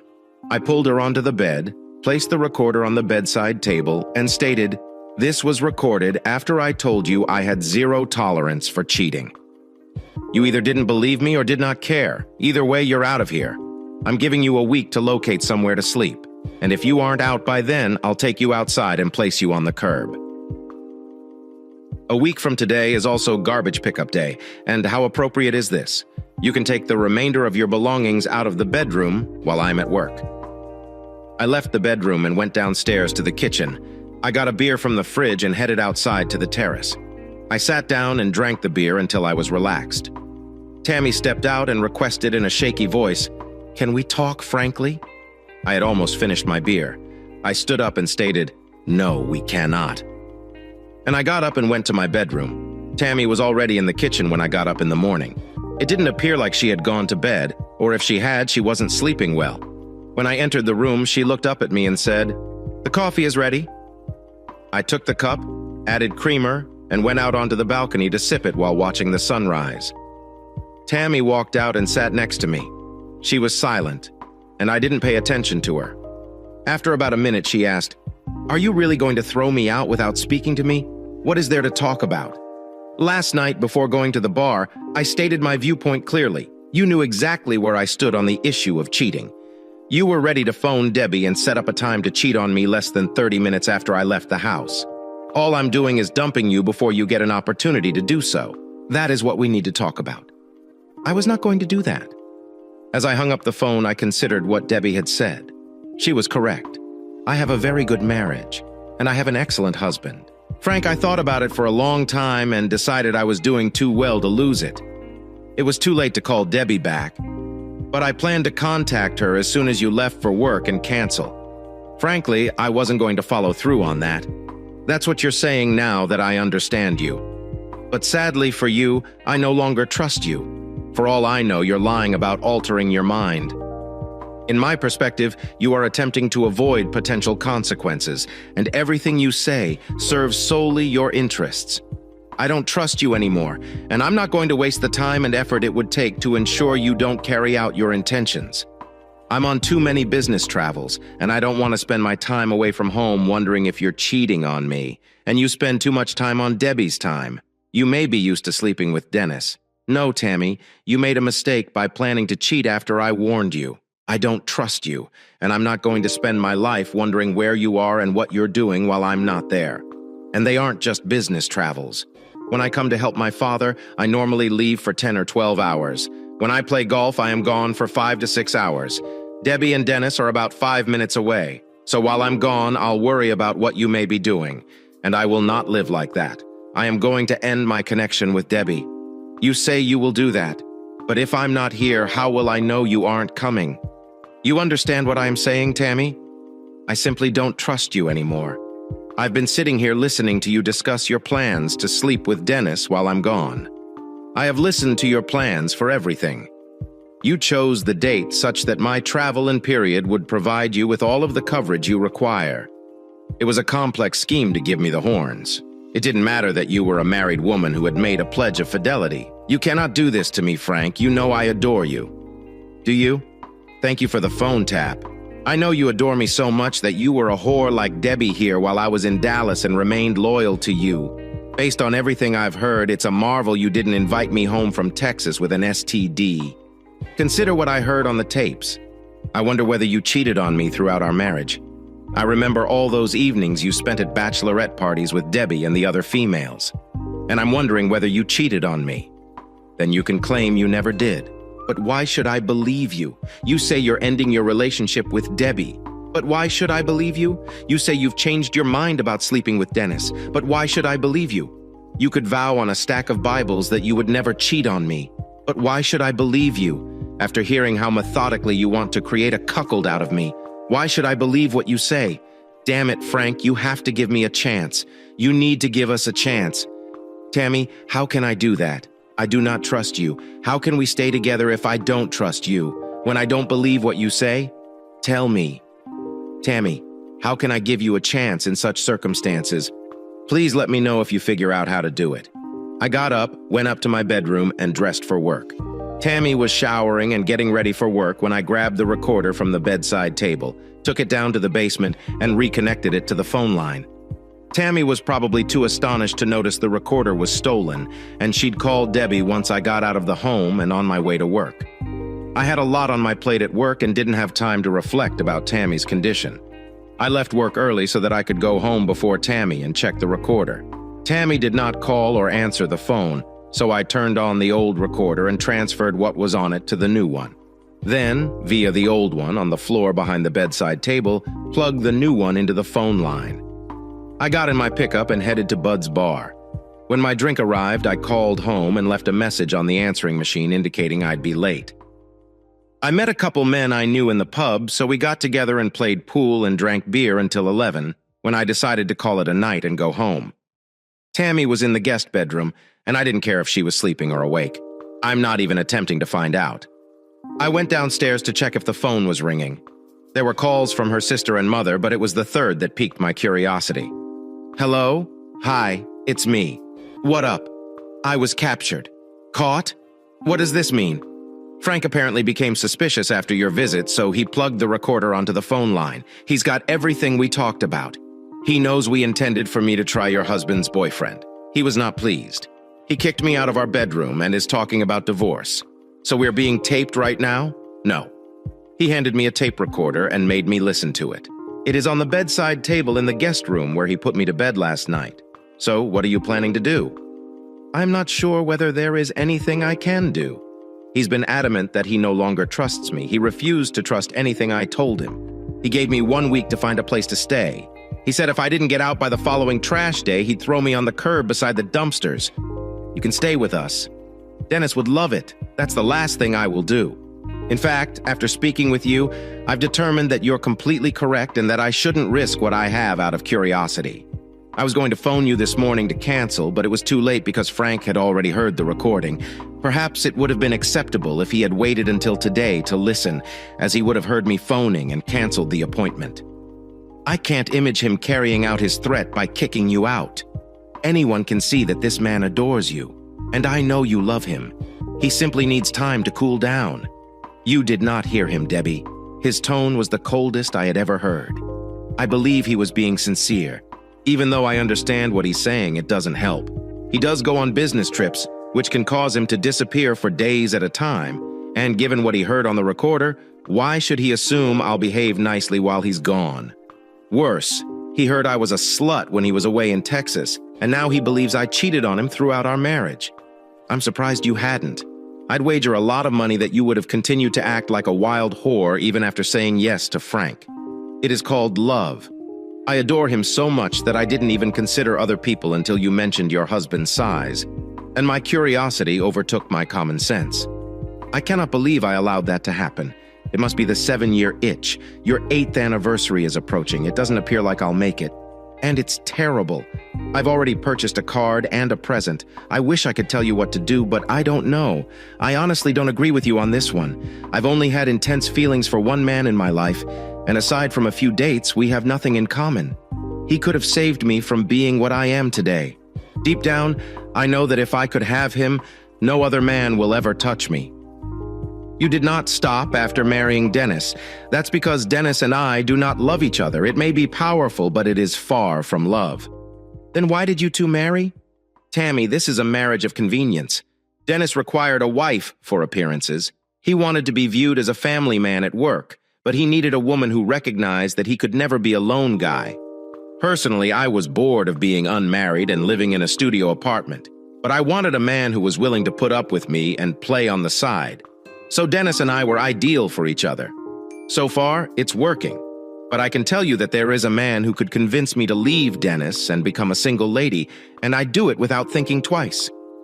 But this would only happen in my dreams. It does not make sense. On the one hand, you claim you cannot be a single woman. On the other hand, you claim you'd be a single lady if you had this mysterious man. It does not make sense. Of course it does. Girlfriend. You expressed it yourself. It is called love. How the hell did we bring it up? We were discussing your situation.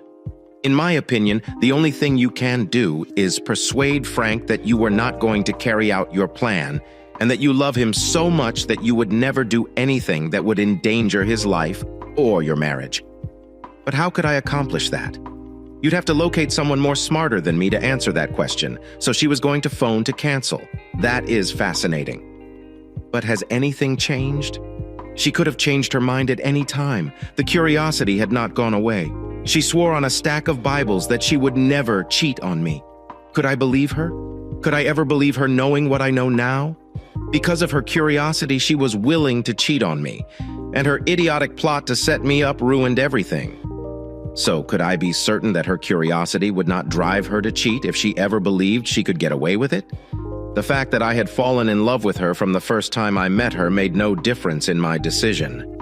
Did I dare to grant her the assumption of innocence? I was relieved to learn that she had not cheated on me since we signed our fidelity vow, and she appeared real when she said she loved me and did not want to lose me or our marriage. But did I dare to take the risk? The problem was that I had no way of knowing if she could do whatever she wanted while I was gone. And I wouldn't know unless I was willing to go bankrupt employing private investigators to keep an eye on her while I was away. Then, another thought struck me. What if Tammy discovered the recorder was missing but did not check to see if it was on the floor? What if she saw it was gone and assumed I had plugged it back into the phone line? What if the talk I was listening to was nonsense I needed to hear? That notion compelled me to make the decision. It demonstrated that I was always thinking about what would happen if I stayed with Tammy. Doubt was always present, and everything she said or did caused me to examine it from various perspectives, trying to determine what was true and what wasn't, what was a deception and what wasn't. The basic line is that trust was lost. The love may still be present, but the trust is gone. I'd question everything she said and did, and I couldn't live that way. I'd schedule an appointment with a lawyer as soon as I got to work in the morning.